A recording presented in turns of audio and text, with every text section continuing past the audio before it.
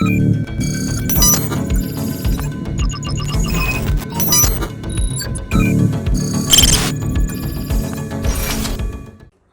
Cyber verse पर technical analysis की एक और वीडियो के साथ एजाज शाह आपके साथ और आपके सामने हूं। मैं यहां पर आज जो आपको दोस्तों बताने वाला हूं उसका नाम है, ये एक पैटर्न है जिसका नाम है बुलिश हैमर। हैमर पर दोस्तों पहले भी मैंने 2 वीडियोस बनाए हुए हैं कि ये हैमर कैंडल स्टिक्स जो हैं वो क्या होती हैं, किस तरह और किस प्रकार के ये होते हैं, आप उसको किस तरह समझ सकते हैं और कह सकते हैं कि यस दिस इज़ हैमर। यहाँ पर दोस्तों जो इस वीडियो में मैं आपको बताने वाला हूँ वो है बुलिश हैमर। अब बुलिश हैमर का मतलब ये होता है, जब भी हम कहते हैं बुलिश तो इसका मतलब ये होता है कि कुछ बुलिश या अप ट्रेंड की बात यहाँ पर हो रही है। बुलिश हैमर दोस्तों जब बनता है तो ये एक अप ट्रेंड शुरू होने का सिग्नल होता है। हैमर की जब हम बात करते हैं तो दोस्तों आप यहाँ पर देख सकते हैं, हैमर कहते हैं हम हथौड़ा जिसको हम कहते हैं, वो मतलब यहाँ से ये जो डंडी होती है हम इसको यहाँ से इसको पकड़ सकते हैं और ये जो होता है इसका हेड, ये हम कहीं भी पर मारते हैं, ठीक है, किसी के सर पे नहीं मारना वैसे, लेकिन मतलब इसकी को हैमर कहते हैं। आप देख सकते हैं इसकी जो शक्ल है, इसकी जो बनावट है, स्ट्रक्चर इसका जो है वो है हैमर की तरह, तो इसलिए इसको हैमर कहते हैं। मैंने जैसे पहले आपको कहा कि 2 वीडियोस में ऑलरेडी इस पर बना चुका हूं, इन्वर्टेड हैमर पर और एक हैमर पर, ठीक है, एक सीधा हैमर जिसे हम कहते हैं। तो ये एक सीधा एक सिंपल हैमर है।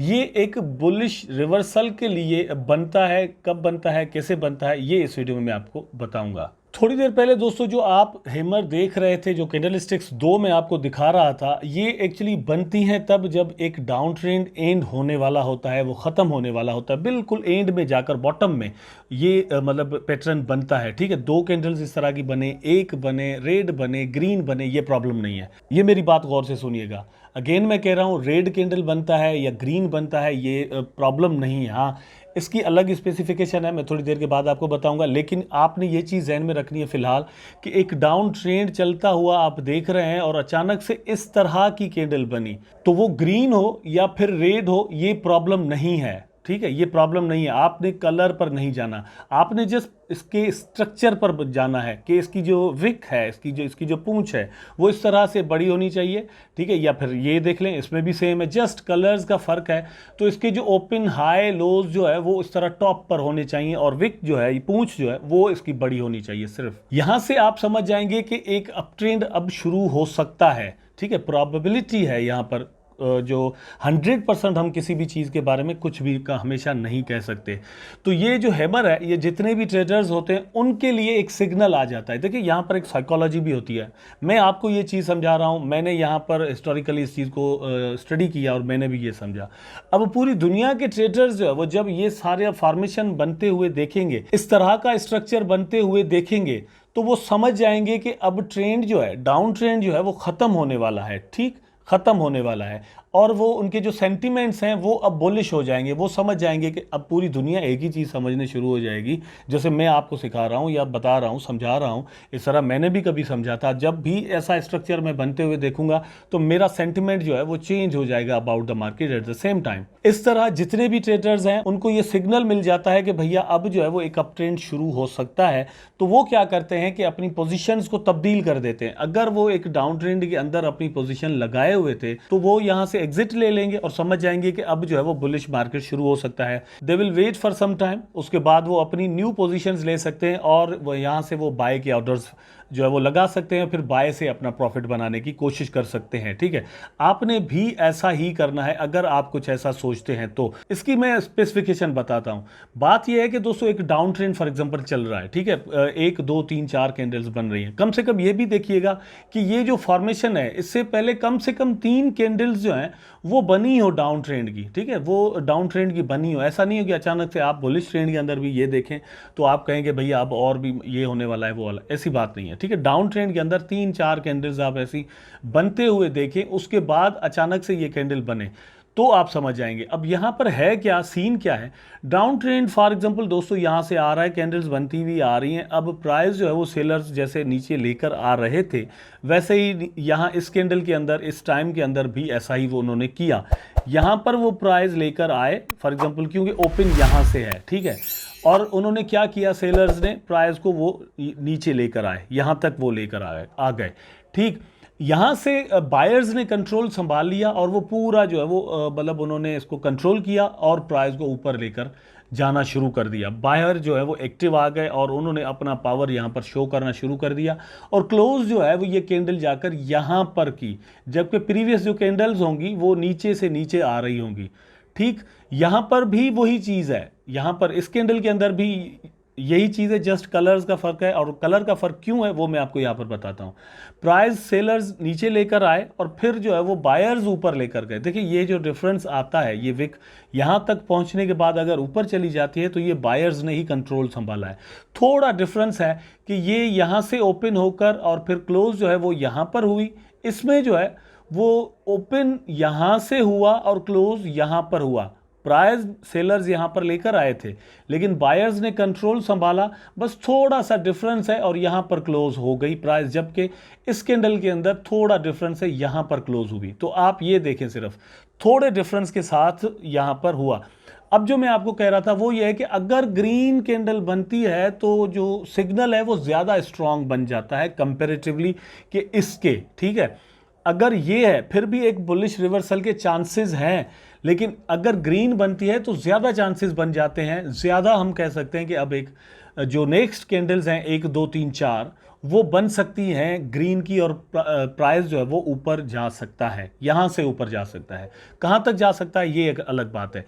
अब एक चीज़ और भी बताता हूँ कि दोस्तों आप यहाँ पर मतलब ये जो क्लोज है, इसका क्लोज या फिर इसका क्लोज, यहाँ पर अपने ऑर्डर्स जो है वो लगा सकते हैं बाय के, ठीक। और आप क्या करेंगे कि स्टॉप लॉस जो है वो यहाँ पर लगाएंगे।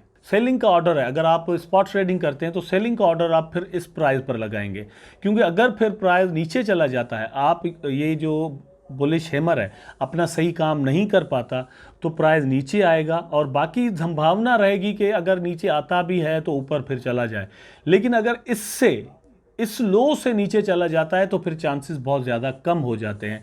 इसलिए स्टॉप लॉस स्पॉट ट्रेडिंग के अंदर भी आप यहाँ पर लगाएंगे, फ्यूचर के अंदर भी यहाँ पर आप लगाएंगे। और अगर दोस्तों आप फॉरेक्स ट्रेडिंग कर रहे हैं या आप स्टॉक्स में कर रहे हैं तब भी आप जो स्टॉप लॉस जो है वो यहाँ पर लगाएंगे। अब दोस्तों हम आए हैं शिबा इनू और यूएसडीटी के चार्ट पर। क्रिप्टो में मैं आपको दिखाता हूं, 30 मिनट्स का ये चार्ट है। यहां पर हम ढूंढने की कोशिश करते हैं कि बुलिश हैमर यहां पर अपना काम करते हुए किस किस जगह पर हमें दिखाई देता है, ठीक है। तो यहां पर हम ढूंढने की कोशिश करते हैं। अब कोई लोग इसको भी हैमर कह सकते हैं, लेकिन जो क्लासिकल हैमर है वो ये नहीं है।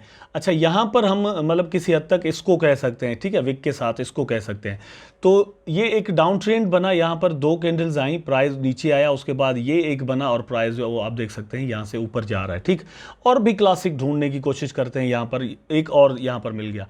ये आप देखें यहाँ पर ये एक आप देखें 1 2 3 4 कैंडल्स जो है वो डाउन ट्रेंड की बनी है, कंटिन्यूसली प्राइस डाउन आया।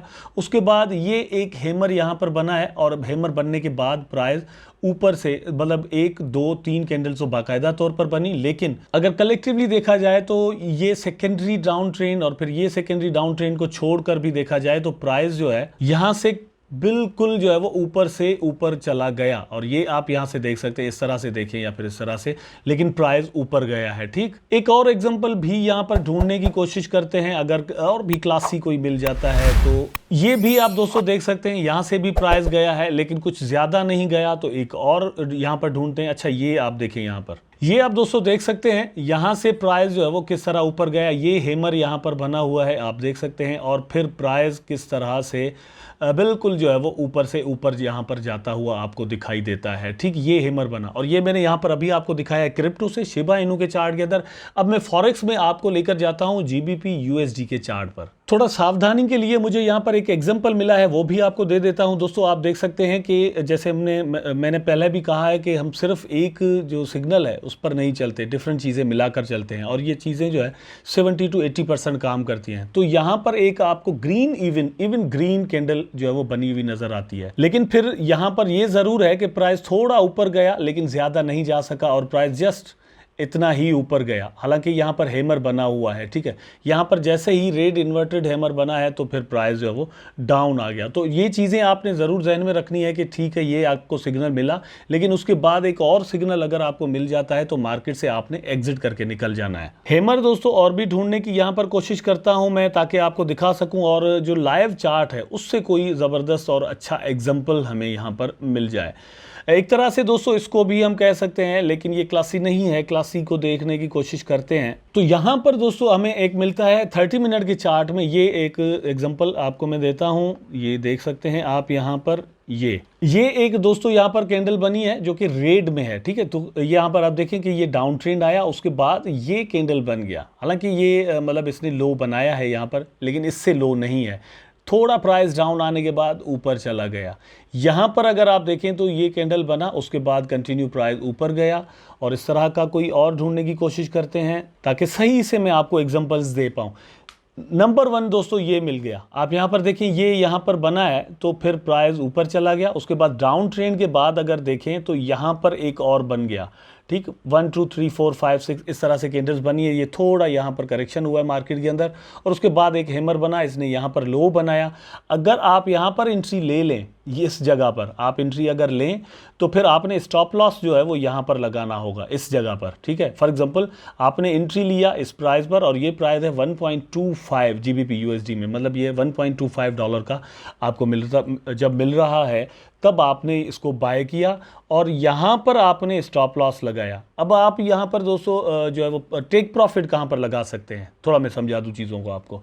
यहाँ पर आपने प्रॉफिट जो है वो ऑर्डर अपना प्लेस किया, और यहाँ पर जाकर आप हिस्टोरिकली देखेंगे तो आप 1.26 पर आप अपना ऑर्डर प्लेस जो है वो टेक प्रॉफिट लगाएंगे, ठीक।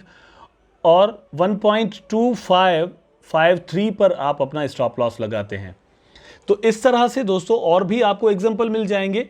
आप चार्ट को एनालाइज करें, अपनी तरफ से जाकर चेक करें, देखें, और आपको अगर चीज़ें इस तरह से दिखती हैं और आपको रिजल्ट्स मिलते हैं तो आप अपनी ट्रेडिंग जो है वो डेमो के अंदर करें या फिर रियल के अंदर आप पहले ही अगर जानते हैं तो बिल्कुल इन चीज़ों को अगेन एंड अगेन चेक करने की कोशिश करें।